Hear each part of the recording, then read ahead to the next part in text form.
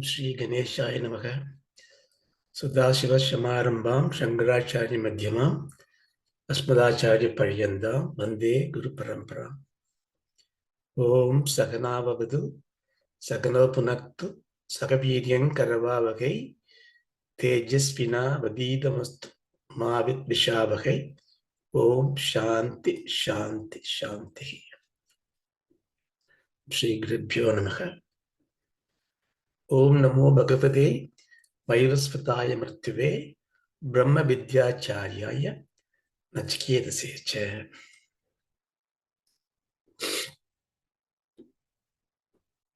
Okay.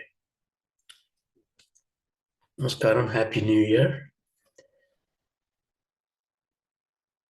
So we have spent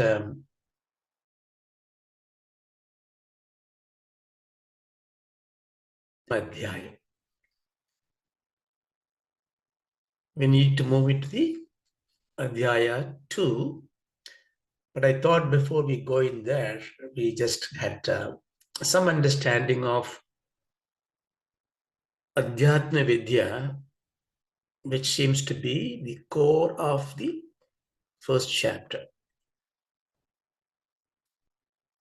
In the second chapter, he's going to give us a little bit more about the sadhanas of what we need to do. So we can go in detail of them when we go through that one. Now, Nachiketas, as you know, what he did, he confronted that which challenged him. Normally, what do we do when there is something unpalatable comes in our life? We try to avoid that. Bhayam, there are Triputis, there are three things. Raga, Dvesham, and Bhayam. Raga, Dvesham causes the Sugadukam, right?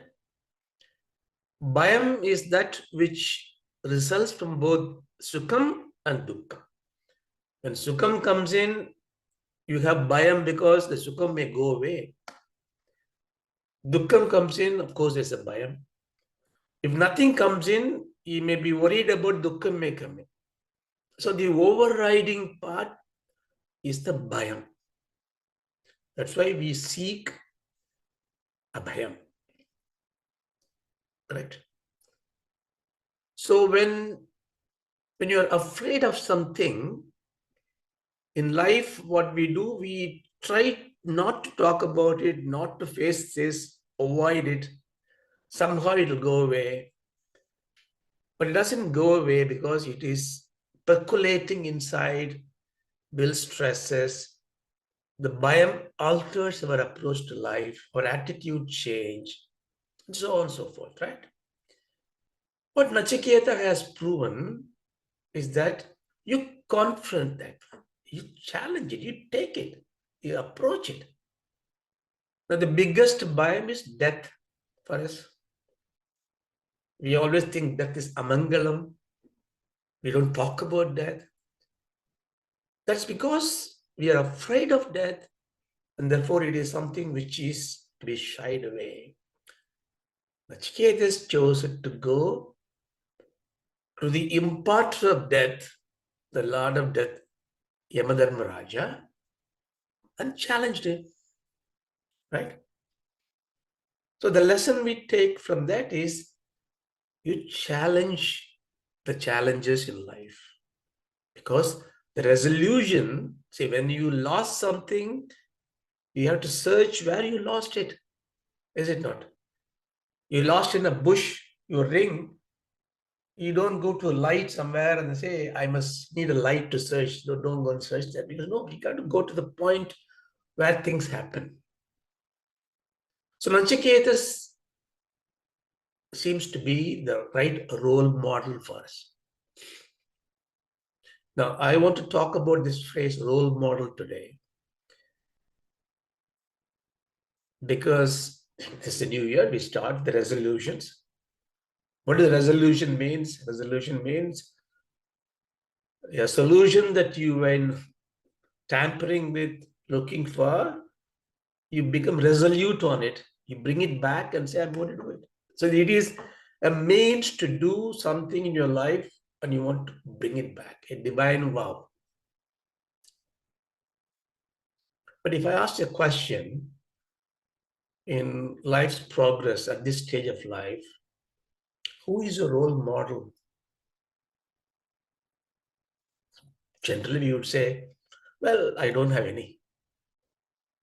Especially as you grow older, when you have more knowledge about the world, whenever ego becomes dominant, we don't take anybody as a role model because we have trained ourselves to find fault in others.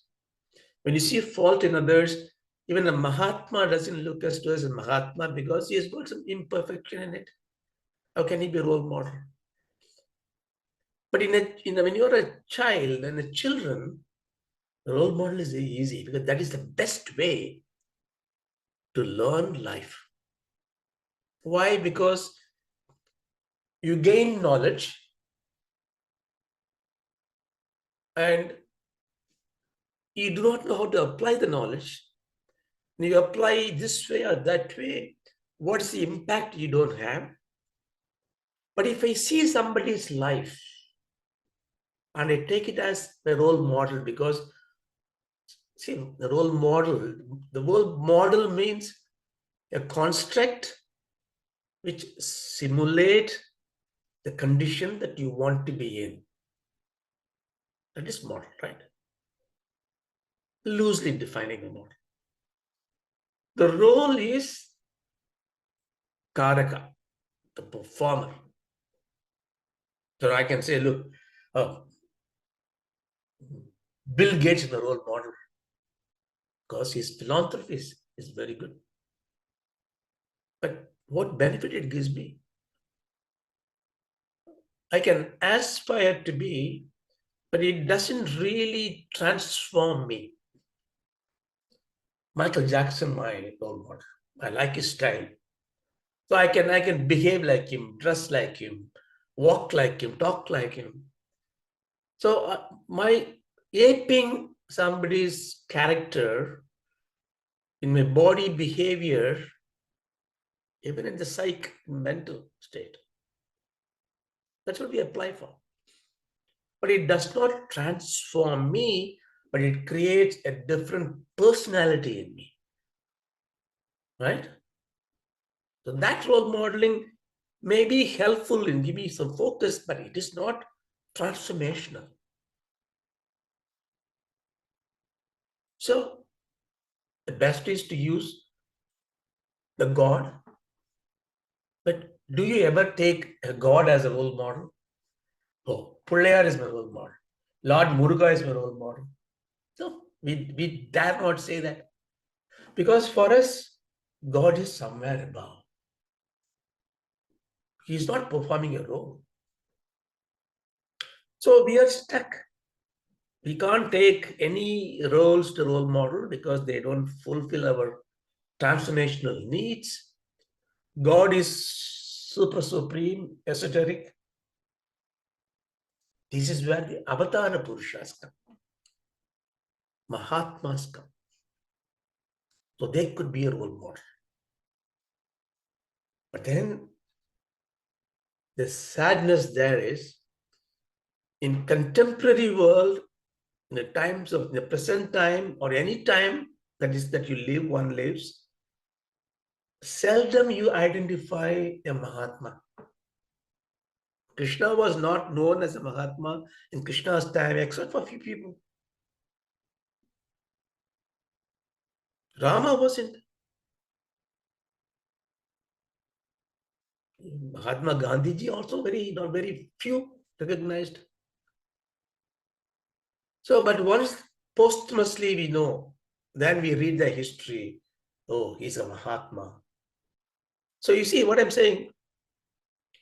The best way to progress in life, not just knowing progressive knowledge, progressive skills, but knowing people who progressed.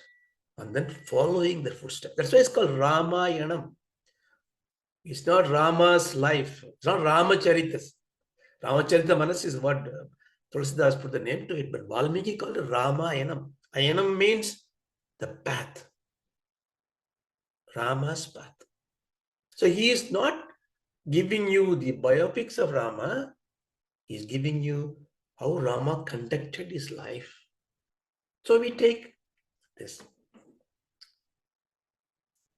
Arjuna in Bhagavad Gita is quite good, right? So what he did, he was poking questions to Bhagavan Krishna. And then in the second chapter in Sankhya Yoga, he made a very probing question. What did he ask for?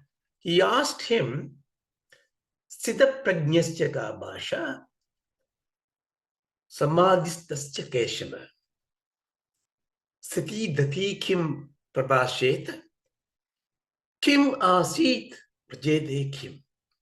Oh Krishna. See, this question he asked not lightly. He's asking for a role model. If you look at the whole of Bhagavad Gita, maybe 16, 17 questions Arjuna asked. Some questions are very expressing his ignorance of it or his inability of it. How do I control my mind? Mind is like air. Like that question he asked. But the triggering questions start in the second question he asked in this chapter 2. This mantra, this verse. Tell me, Krishna, what and how will be this Sthitha Prajna, which Bhagavan used the phrase, that who is the Jnani, what does he do on waking from his Samadhi? What does he speak? How will he rest? How will he live? When he is out of Samadhi, how does he interact with the world? Still not losing touch with himself. That's why he says, Samadhistasya Siddha Prajnasya Kabasha. So this verse, from there, I think 17, 18 verses is called Siddha Prajna Prakaranam. Prakaranam is the primordial text, primitive text or preliminary text of Siddha Prajna. Prajna means consciousness. Siddha means steady. So Arjuna was looking for a role model. Where is he asking the role model? In the battlefield. He's not asking for a fighting tips, because Bhagavan has imparted the supreme knowledge for Adhyatma Vidya in the chapter 2. And he picked up, he did Mananam. The Mananam raises the question. He was not stupid, he asked a very profound question. He directs Krishna to focus his rest of the Gita to spin around his role model. Then he's going to use this question and say, who is this Sthitha Prajna? If he's the one who is going to be in himself, abiding himself in a Samadhi, that he's of no use to anybody else, because he just goes Samadhi and he disappears. No, but he comes out, right? He gets up, right? When he gets up, what does he speak? The moment he comes out of it, is it not with the world? He is not just alone himself. How does he conduct himself? See, he is questioning exact question that you and I will have. Excellent, learning all this Vedantam, and it tells me to see myself inside, and if I become Ahamasmi and I'm just going to myself, I have to live in this world. How do I interact? Now, this is a fear. This is a kind of positive fear. That's why even when you go to the Guru and you learn all these things, and Guru says, can I give you this supreme knowledge to transform you? You don't put your hand up because you do not know what will happen. If I become that, would I be like great Maharishis? Then I become Siddha Pragyan. What do I do if I lose everything else? So this is what he asked, Siddha Pragyan. Of course, there are a lot of lectures today, a lot of discourses using this word. If you take it as a focused attention, as normally we represent, one's who got a very focused attention to things is a Siddha Pragyan. Perfect. But then that is what is been taught to everybody from the young age. Don't go do a Kuman exercise to the children, we say, because it makes you focus on the numbers you do.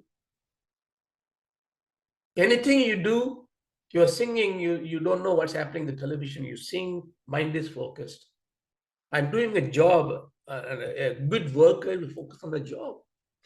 Steadfast intellect. Am I Siddha Prajna?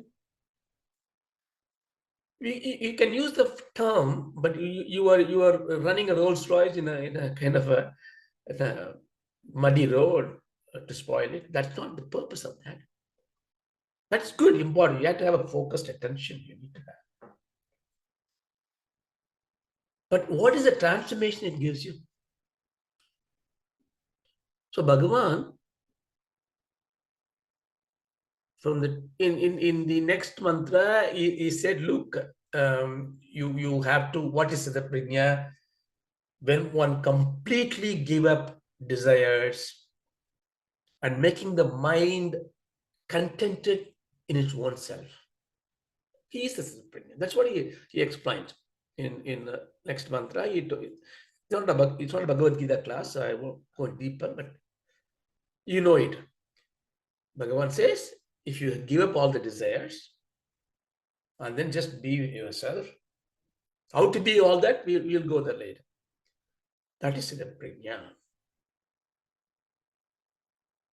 That means he is in a kind of a samadhi, meditative contemplation. His consciousness becomes steady and still. I don't know what is consciousness. I know only thoughts. But right now, let us just take it. The being aware, the awareness is a consciousness, and that is still. That means it is not disturbed by anything else. The mind, intellect do not play any role. So am I like an inert object? For others, you look like that. But you are not. Okay. So if that is the case, then Arjuna's question was very right. If he is like that, if he is eternally like that, then it is for him a liberation maybe. But if he is there for 3 hours in the morning and he gets up, no, is he still a Siddha Prajna? If he is, what does he do? How does he eat? How does he talk to others? Because the moment he comes out, he sees a huge world. He sees objects. He is no more within himself. Like you and I, he has to deal with things. How does he deal with this? That's the question he asked. See, very profound question, isn't it? So, no point in aspiring to be in a role, but you must really understand if you are in that role, how your life will change and how you need to perform. I am a Kshatriya. I am fighting this war. I am told to fight with Dharma. Then I must be a Siddha Prajna to do it. But if I do it, I am not in a Samadhi. I am in an interactive mode. What do I have to do? Bhagavan goes in the next mantra. He uses a very beautiful word. He says, Sthitadhi. He says, when you are out of your samadhi, when you come out of it, you are a Siddha Prajna when you are in samadhi because you are the Prajnat, you are sitting there. Now you are dealing with the world, intellect comes into picture. The means intellect, but because the intellect is illumined by the consciousness. You understand this? Your consciousness, your natural self, which you and I do not understand yet what it is, but we know there is a power in me which illumines my intellect, my mind. Otherwise, I'll be dead. For that, when it is still, I am Sthitha Prajna. When I am out of that, I am, Bhagavan uses the phrase, only one place he used it, but a beautiful phrase, Sthitha. Dhi means buddhi. So that constant still awareness makes the intellect constant, still, unwavering, steadfast, natural. Means he is in the world. If you want to know who is Sthitha Prajna, because he's not in a samadhi, but he may be walking, talking, doing things, but he is with a steadfast intellect, very focused, unwavering. He is always remains in his own depth and fullness of inner strength, inner vision, the splendor, but he is intellectually stable. So therefore, in the post-samadhi stage, the intelligence that becomes steady and stable. Buddhi. Right. But when he deals with this, when he samadhi is like a deep sleep, right? Use the word samadhi for a minute, because you and I don't experience samadhi, but we do have a deep sleep. In the deep sleep, who cares you are Sthitha Prajna or Sthitha? You don't know, because your intellect is gone to rest. Mind is not there. You are like a Sthitha Prajna because you don't know you are sleeping, but you are there. Okay. Best state to be there. The sleep equals samadhi for me, right? So I am as pure. That's why every sleeping being is pure like the gold. Even a murderer, when he sleeps, it's like a gold, because absolutely consciousness alone remains. Because you do bad things in the mind. The mind is not there. Bad thing is not there. Right? But I may have dreams. The dream is something, it's full of mind active. And in Vedanta, we take dream for some examples for Vithyatvam, but it doesn't help us in sadhana because we can ignore it. Because what's the point of my dreams to the society? I have a dream, bad dream last night. How does it impact you? No. So dream is very much my inside my body, my consciousness. It's very individualistic. I don't really care about that.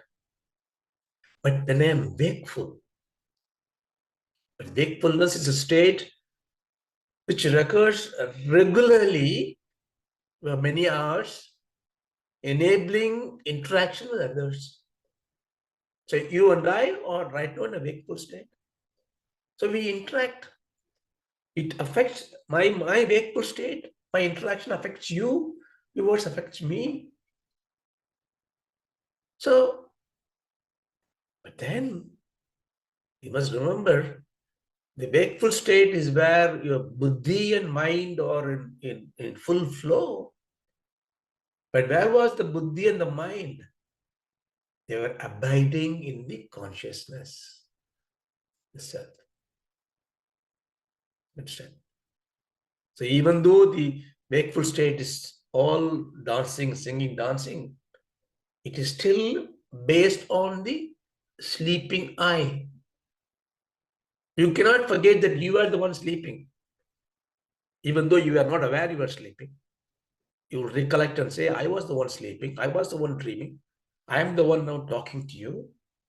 So the I, the aham is there forever.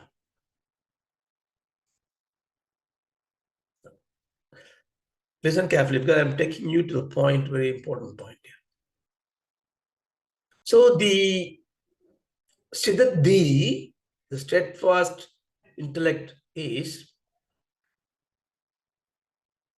walking in the street. He talks to me. I see him in the work. He may be a cobbler. He may be a tailor. He may be a butcher. He may be a manager. He may be a priest. I don't know.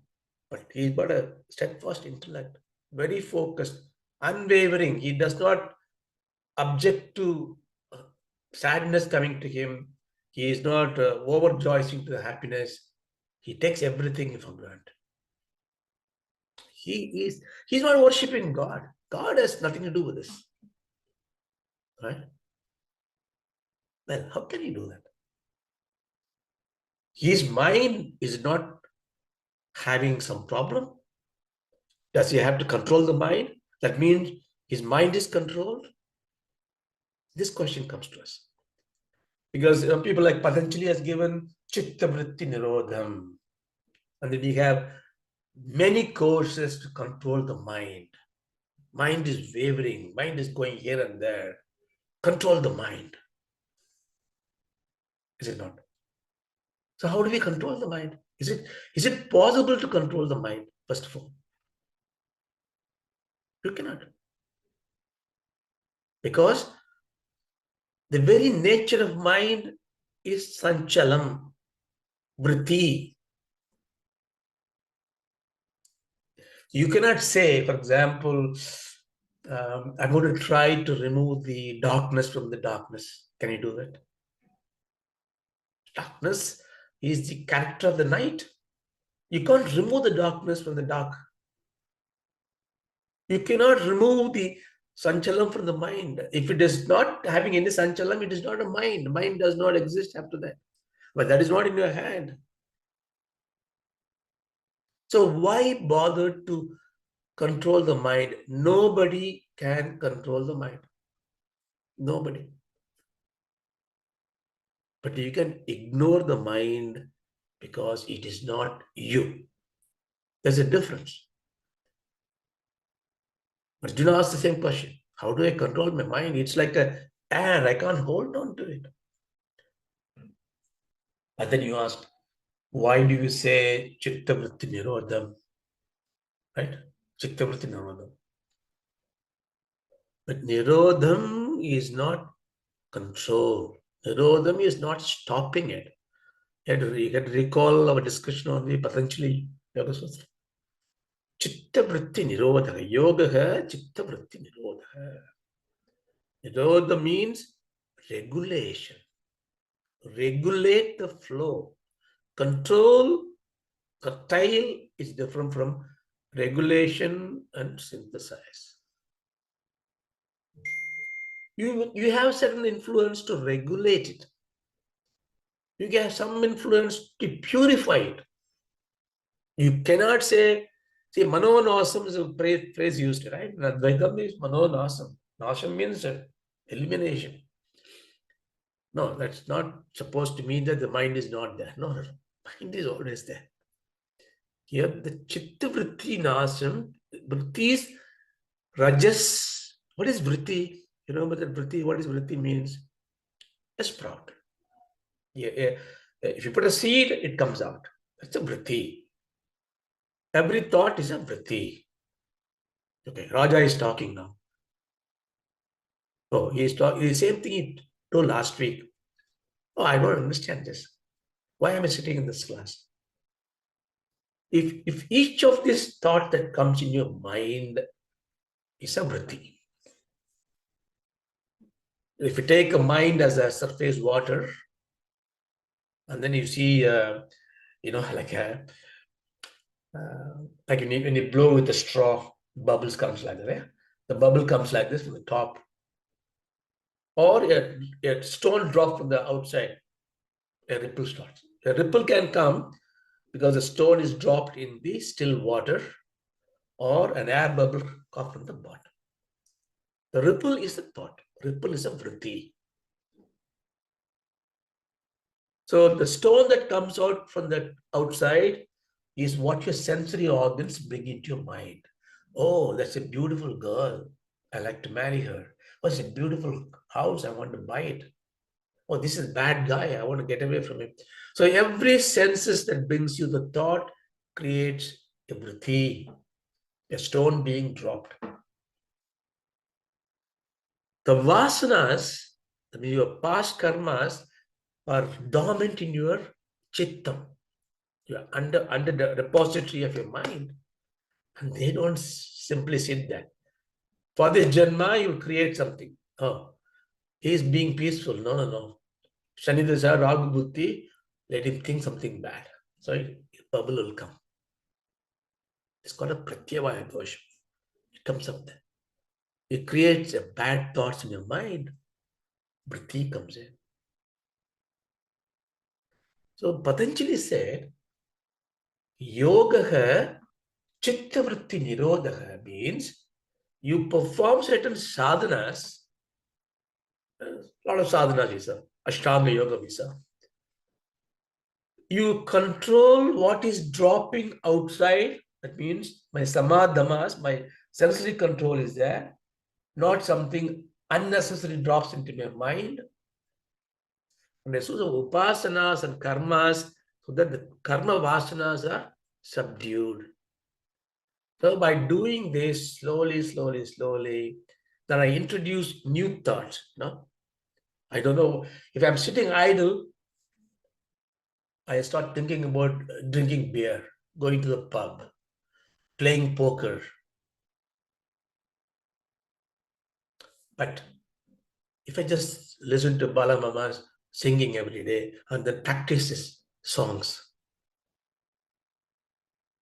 now what you're doing, you are injecting a thought into your mind which otherwise come from external input or internal vasana. Now you do a prayatnam, a new sat vasana. Let's do Ramanama Japam. Rama, Rama, Rama, Rama. I'm going to say all the time when I'm walking, sleeping. Now, is the vritti reduced? No. Vritti multiplies, but it is regulated. It is purified. So you are trying to do not chitta vritti abolishment, but you have chitta vritti regulation. Chitta shuddhi. When you do puja, satsangam, all this, my mind becomes pure. That's the only thing you can do with the mind. Mind can not be controlled. Mind is not something that can oblige to your demands, but you can just clean it up. Like, yesterday I have to clean up my back garden with so many leaves that fallen out in the autumn. I cannot blame the trees. The falling leaves are beautiful to look at, but it's messy. I go and clean it up. I'm sure tonight it'll be all full of leaves. Mind is like this. So you clean, clean, clean. Now coming back to the Sthitha. But the Buddhi plays an important role in cleaning the mind. How? Let's go and play poker. Let's go and drink in the pub. Then Buddhi will say, hey, listen, that is not the right thing to do. It is unhealthy. It doesn't make you sober. It looks silly. Stop it. So Buddhi is doing this. Mind will say, hey, Buddhi, come on. One day is fine. It's a Christmas Eve or a New Year holiday. I go to work next week. Just one round of drinks, fine. No. No. This is where the steadfast intellect comes in. No means no means no. You control the mind. So vegetation will be there. So what I'm saying is, mind has nothing to do with this. You have to do all this karma upasanas, you have to do. But the jnanam requires steadfast intellect to be applied to do that. That's why Arjuna, what happened? After some time, he was asking a question. So, the second chapter he asks a question and then he comes through a lot of answers. Then in the 14th chapter, he makes the question. Kair lingais tri gunan eta nakito bhavadi prabhu. Kim acharah kadam cha etam three gunan adhipatyade.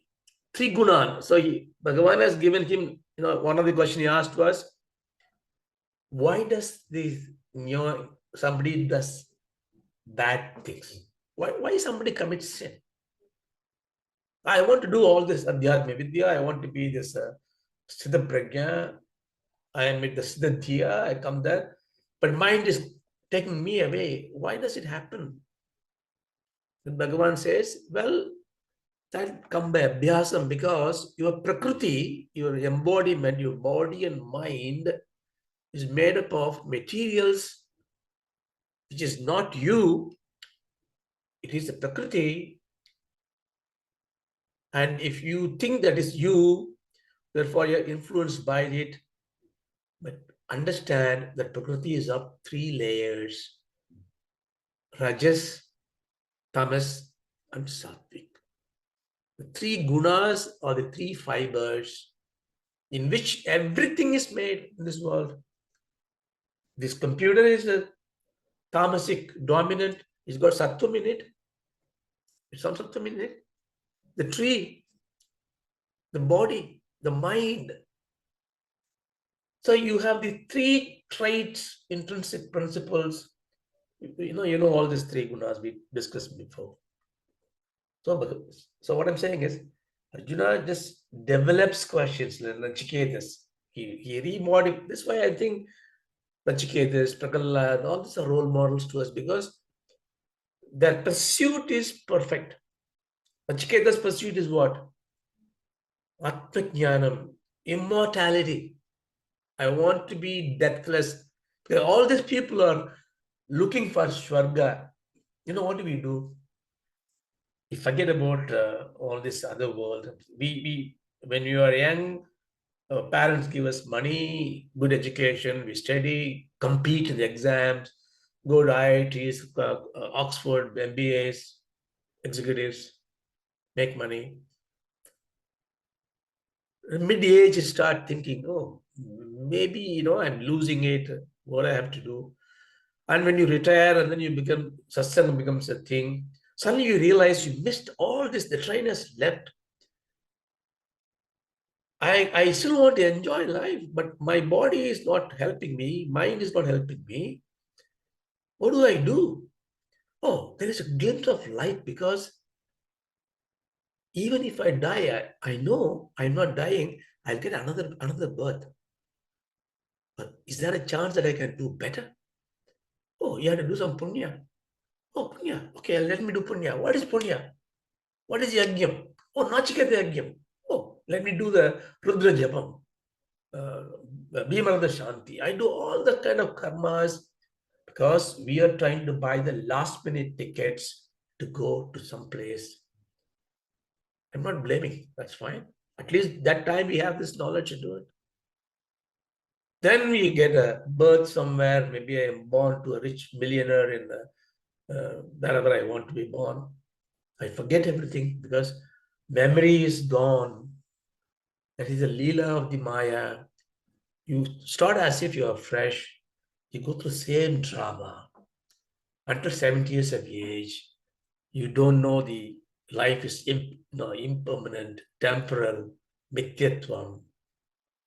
Then you say, the vasanas help you. Okay, I have done this before. So maybe this time instead of 70, at 50, I get this Atmajnana, Vairagyam, Vicharam. We go. So Nachiketa saw all this in his father and everybody else. He said, like a corn coming and destroying, people come born and go through. I'm not interested in this. Yamadharma Raja, keep all your property, girls you want to give me, money, Ratnam, that be all yours. Tell me how I can be in a place where you have no entry. where death doesn't come? That's the question he asked. And then Brahma said, this question is difficult to answer. Everybody asked different questions. I said no to them. And you are very stubborn because you are a Sthitha. You are a Siddhati because you are thinking that way. But you have to become a Sthitha Prajna. You must take the Atma Vidya. So that's what he said. So, okay, why are we talking about all this? Yeah, Atma Vidya. I understand now. Siddha Prajna is a role model.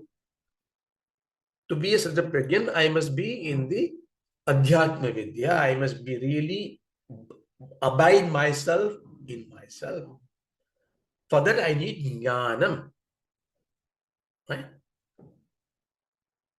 Well, I am a bhakti man. I don't like all this jnanam because jnanam becomes very secularistic. Because there is something there, Advaita jnanam, Vashiddha Advaita jnanam, Dvaita jnanam, Shaivam, Vaishnavam, Buddhism. Each one have got a different take on it. Now you get this confusion, right? Bhakti is better. Then you have this kind of a dichotomy. Should I do Bhakti Margam or Jnana Margam? Now, the moment we are putting this into this buckets of thing, as if they are linear, there is a sound reasoning for this. I think it's a valid question.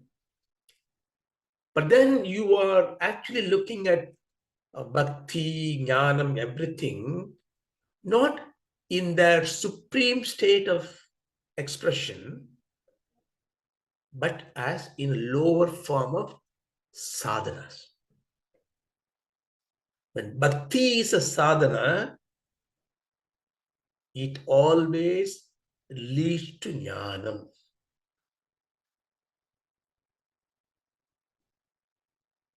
When jnanam is a sadhana, it always leads into bhakti.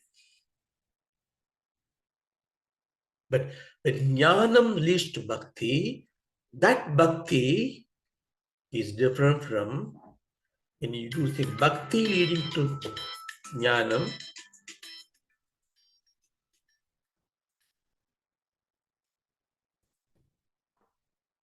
That's a different one. You're saying, so you have bhakti jnanam here, we are discussing it, and there's a bhakti jnanam here, a different level. The lack of words, I don't want to put a different words.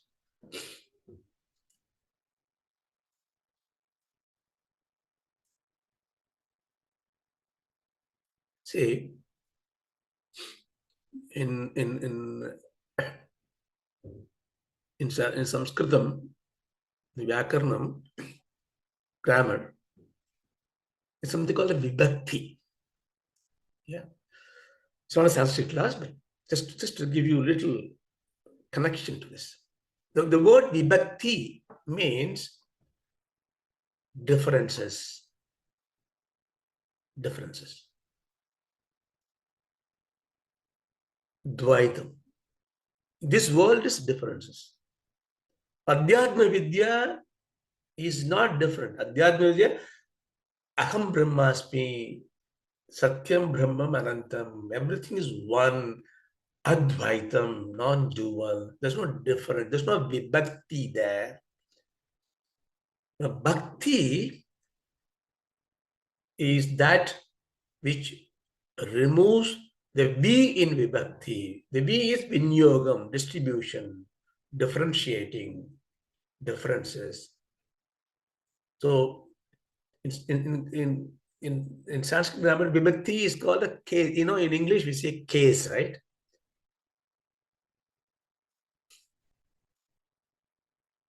See the vibhakti and karakam, karak vibhakti. So take beautifully the word aham. Aham means non, I in Tamil. Non. This is the first case. நான் நான் நான் பாடுகிறேன். அகம் காயாமி. Aham. That's the first. That's the first. It's always there. Then it changes. Mam, Maya, Mat, Mamame, Mae, Asmagam. So, Yanakku, Ennil, Ennudan. In Tamil, we say that, right? Ennudan. In English, you don't use one word. Say with me, for me. So the I changes to me, my. Then it becomes for me, with me, to me. In Sanskrit, it comes in a different vibhaktis. So when you learn the grammar, you learn these things. This is called a karaka vibhakti. Karaka means role. Tattva is a role. What is your role in a sentence? What am I? Performance. What do you do? Depending on your role, the word changes, the ending changes. So pratyaya is called. It changes and then it makes you. But the point here is the aham changes to mamakaram depending on the role. The word mamakaram changes, every object becomes indefinite number of vibhaktis. The whole world comes out of it. The aham vritti is the first. That's the point I'm trying to make. So bhakti is opposite to vibhakti. Vibhakti brings differences in everything. The differences comes because you differentiate aham from everything else. That means in Sanskrit, every word, every object is represented in Sanskrit by a word, and it's got a vibhakti. Naro vanam gacchati. So vanam is one karakam. Naraka like this. So you have different words and they are pronounced differently because there are different things in this world. So the differences multiply, the vibhaktis multiply. No, there are differences. But if I need to bring all into one, the vibhakti has to become bhakti. So bhakti is that which makes into one. That's what I want you to understand. It's not a bhakti of Rama, bhakti of Krishna. Rama is better than Krishna. Allah is better than Muruga. That's not bhakti. You can call it bhakti. It's some sort of a passionate belief. So all this Saivam, Vaishnavam, all this kind of radical thinking, I'm not saying they're bad. They're trying to put you in a particular graduated path to elevate to this path of bhakti, where this difference is of immaterial. That's what's called Ishvara. It's not Shiva or Vishnu or something. Ishvara. Understand? But okay, that's a different topic. But what you're now, I'm trying to draw attention. The aham, Bhagavan Ramana he brought everything so simply, so beautifully, right? So he gives you this way of approaching this problem. So the Adhyatma Vidya is therefore to dissect and dissolve the differences and abide in the aham. Now, when does the difference comes? Not when you're sleeping. Dream we ignore because dream has no implication to the world. But the differences comes when you're waking up. Correct? So that's where all the thoughts come in. When the thoughts come in, differences come in. Now, therefore, if I need to remove the differences, I go to the root cause. I have to remove the thoughts. But I already told you, Chitta Vinakti Virodham is not possible. Thoughts will come in the mind. Therefore, I should not be really trying to control the vrittis, which is impossible. But what I have to do, I must find the root cause of the vrittis. Root cause of the vrittis is like my tree is shedding a lot of leaves. The leaves keep on shedding. The root cause is the root of the tree. So if I go to the root of the tree, then I can solve the cessation of these leaves at any time because I have the power to do it. So for all my vrittis, for all my thoughts, there must be a root thought. So what is the root thought? Bhagavan said, that root thought is aham vritti, the vritti of I. Without you and I know, when we have a deep sleep, when we get up, within a nanosecond, said, I am late. So the I has come, the lateness has been known. So many thoughts have come through. I am late. My alarm didn't go off. I need to fly at 5 o'clock. So all these thoughts carry the I, but when you're sleeping, the I was not there, or it is there somewhere. But when you get up, the I comes first. Do you understand? It's called aham vritti. That's ahankaram. Ahankaram is that. That's the first one. So we have no time today to go in detail, but someday we'll check. So Bhagavan says your sadhana should be to hold that moment when the ahavritti comes in. How do I know?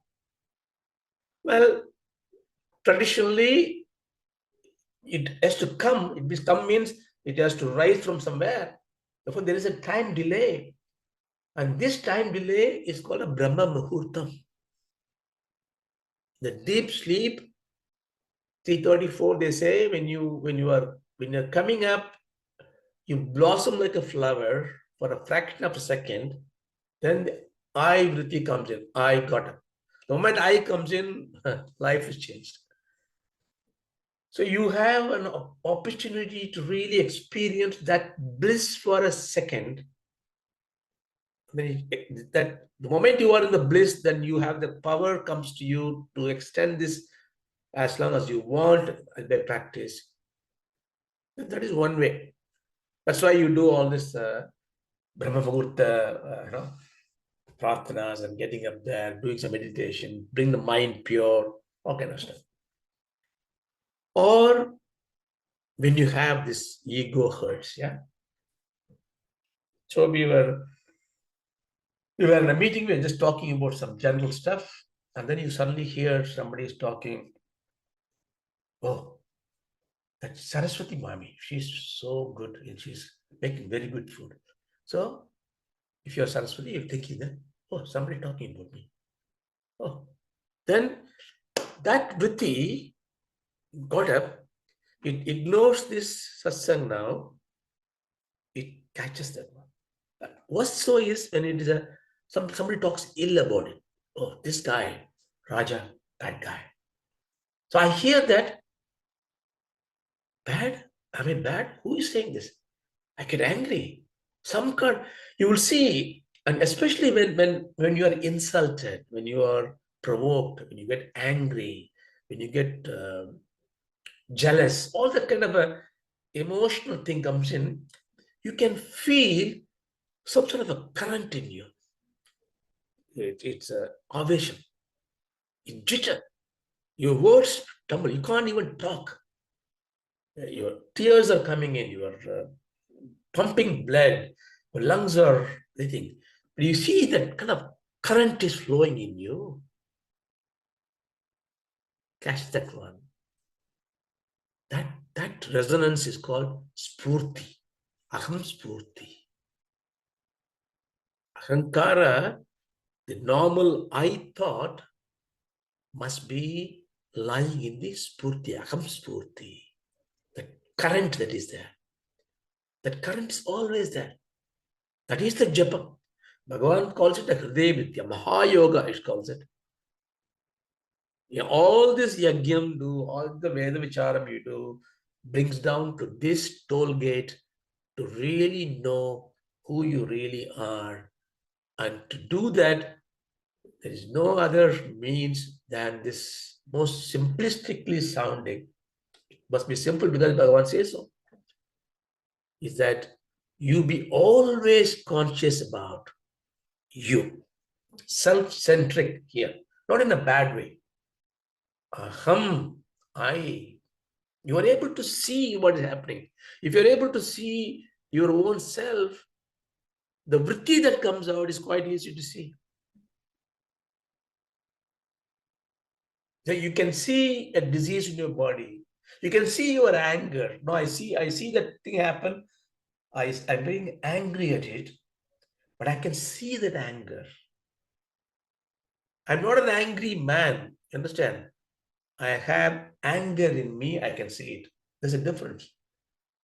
Many a times we become an angry man. Raja was a nice man. He's an angry man.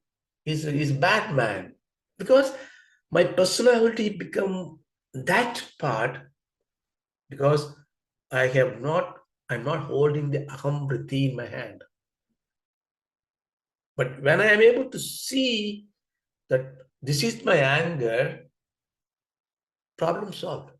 Because I can do anything with this. Because if I am seeing it, it is not me. Because why? You know it.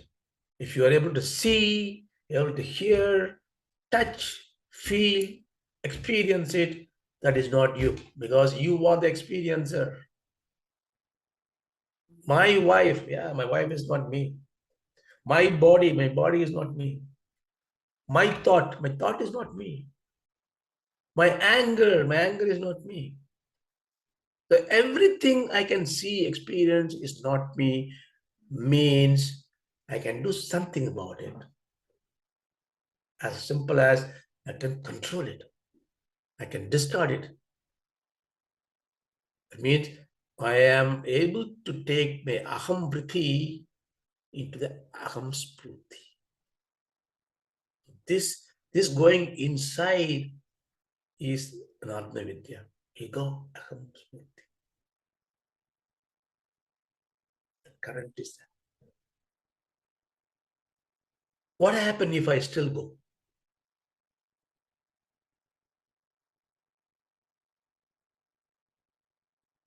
Is there a word? Okay, there be a word.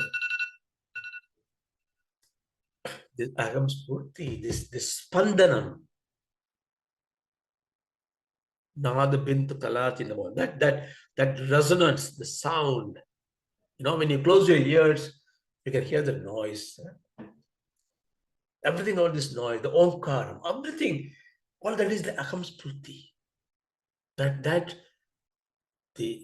It's called ajaba japam.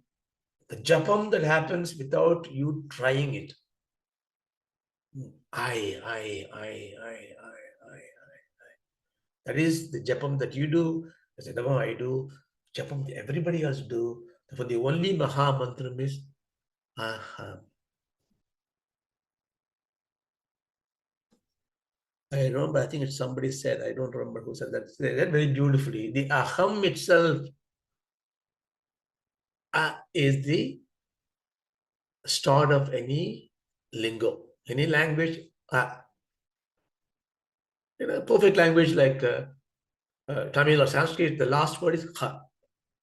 Ah in Tamil, Ha in Sanskrit, Aha, Ha. So starts, Ha is the end. When you don't make any noise, aham. That means all expressions in this world. After all, the world is an expression of thought, expression of words. If you don't express, it doesn't exist. consciously, is contained in the aham. The external world that creates, modified, a similar way in pranamam, oh, we say that. So if I can catch hold of this aham vritti and can abide that in the aham spurti, aham spantanam, for which I need to have a consistent meditative contemplation, which is called a nididhyasana. This is where I'm trying to connect the dots now. This is where Yamadharmaraja finished the second chapter. Adhyatma Vidya. This is Adhyatma Vidya. All the time that I am. Then it becomes the Prakash, Atma Prakash.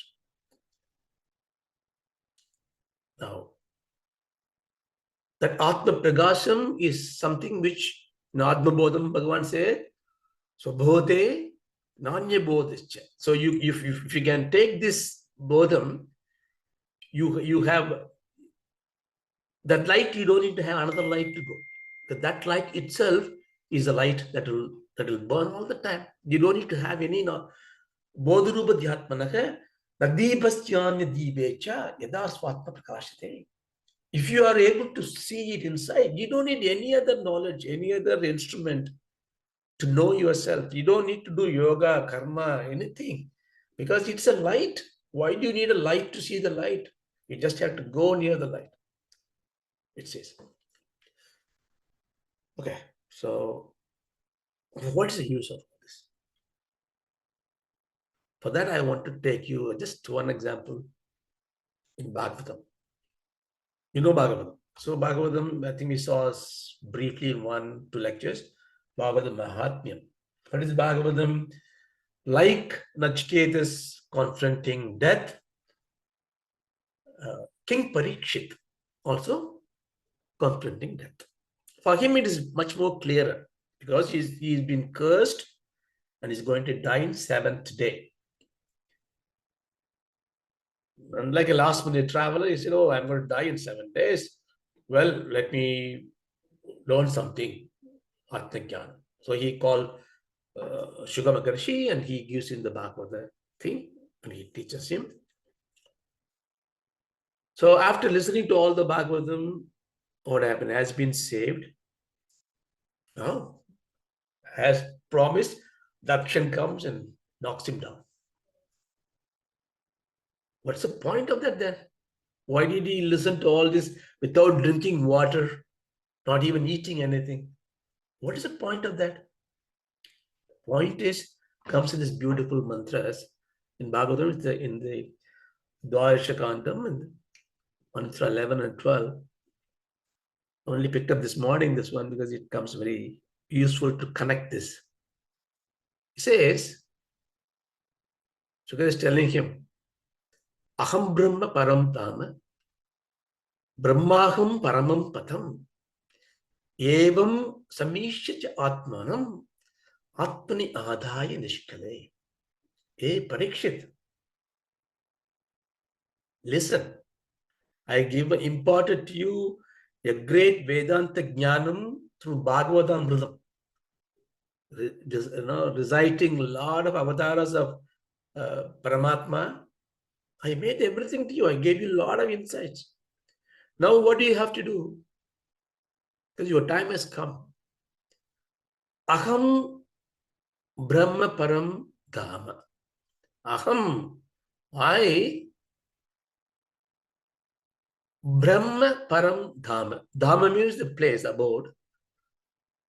Param Dhama, so supreme abode. I am the Brahma Param Dhama. I am the supreme Brahman. I am the supreme Brahma Patam.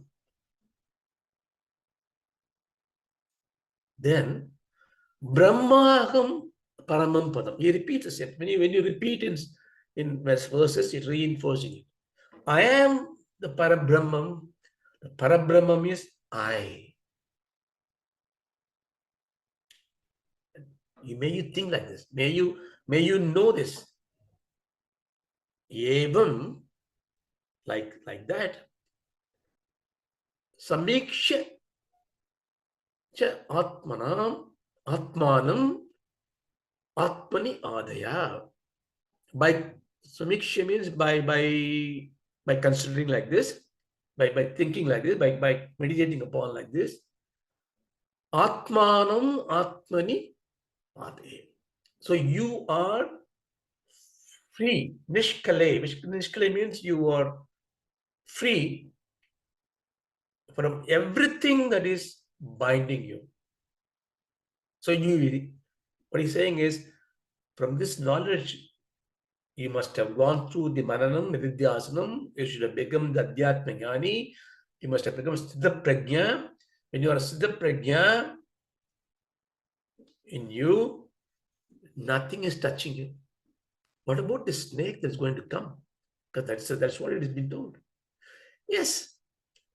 Dashandam Dakshakam Pade Lelihanam Vishananahi Na Prakshasi Sariram Cha Vishwam Cha Pratakatmanaha Dashantam Dakshakam Lelihanam Visha Anahi. Lelihana means wetting that lips like this, not what the snake always does, the wetting his lips. The snake, that which licks his lips all the time, with what? Visha Anainahi. Full of visham, poison. What is it called? Takshaka. Dashantam Pade. When this snake, which is licking its lips all the time with the supreme poison, comes and bites your toe. That means it's going to come and hit you. What happened to me? Na drakshasi. You will not even notice it. Why? Sariram cha vishwam. This body and this world. The entire world. Pratakatmana. Pratak means separate. Pratyek. Pratak. It's different. Atmana from you. See, all this is not to somehow keep his body alive. See, ask a very reasonable question, right? Parikshit was in the womb. Brahmastra was coming from, what is this guy named? Ashwatham, to kill him, right? What Bhagavan did, went to the womb, protected him.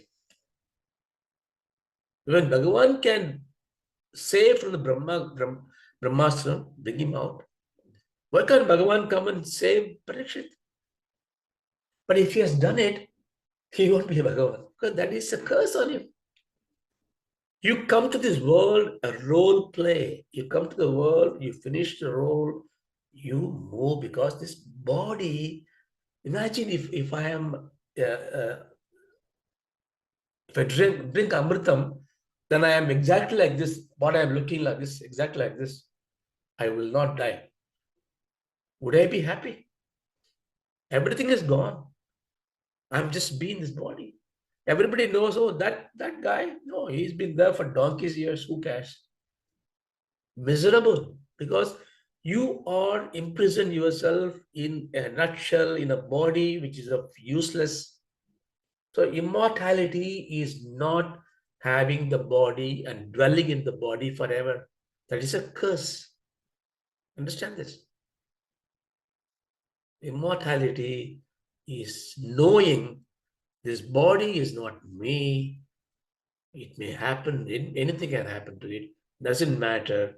As long as it is with me, I use it well. When it is gone, I am fully prepared to choose and take any body I want to. That means the death is a washerman, not a murderer, not a killer. He cannot kill me. He's a washerman. It's like a dhobi that comes to your house and say, you have any dirty soiled cloth? Can I take it? Yeah, take this. That is, Yamadharmaraja comes down to that level of service to you. He takes your body away from you so that you can wear something else. That jnana It's not information. It is realization, because you've gone through Adhyatma Vidya, Sthitha Prajna. You caught hold of the Aham Spruti, Aham Prakasham is there, Atma Bodham is there. You are a shining light. You laugh at this. So snake comes and bites. I don't even know it. Now comes the interesting question. I'm not Parikshit. So I'm going to live in this world for some time. I learned this knowledge by Guru Kadaksham. I'm getting some input. I'm realizing something. What happens to me? Well, you'll realize it. Once you realized it, what happened? The jnanam has taken to your bhakti. Now your bhakti is not the vibhakti bhakti. This bhakti is one with everything else. You see divinity everywhere. Then what do you do? I am in this world. I do my duty. Because this world is, the tree has got a bhakti. Tree is doing its duty. The rain clouds are doing the duty. The sea is doing the duty. I do the duty. So I will be just doing what I need to do. I may not worship the God. I may not be lecturing anywhere. I'm just a simple person, just doing what I'm supposed to do selflessly. You can't even identify such a Siddha Prajna, Jivan Muktas in this world. There are millions of them in this world. See, the whole cycle is gone. God, there is no God, there's nothing there. Then you rise, God is there, bhakti is there, yoga is there, argument, intellectual pursuit.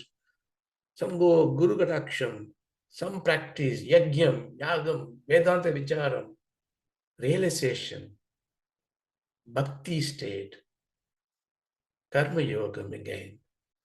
Ordinary person, one among the other, disappear. So this is the Jiva Yatra. This is the Adhyatma. Now, this is what we need to realize. So, Nididhyasanam is that. Rachiketas gave us the opportunity to listen from the Yamadharma Raja's words. In the second Adhyayam, 3 vallis, 48 mantras, talks about this sadhana. So, if you are interested to join and come, you will only listen to this again and again, but in a different twist, different tone. The reason why is that we don't know at which twist our doors are open. Our doors, your door, my door is open. So I'm not bored to talk about it again and again because I'm looking for that door to open. If you're not bored to listen to this again and again, welcome to do. So we do that next maybe 12, 13 classes to finish up the Kathopanishad second chapter. Let me stop there. Om Sagana Bhavatu. Om Sahanavatu. Saganau Bhunaktu. Sahanavatu. Sakaviryan Karavavakai. Sahaviryan Karavavahe Tejasvinavaditamastu. Tejasvinavaditamastu Mavit Vijavakai. Ma Vidvisavahe Om Shanti Shanti Shanti. Om Om Shanti Shanti Shanti Hari Om Tat Sat. Harihi Om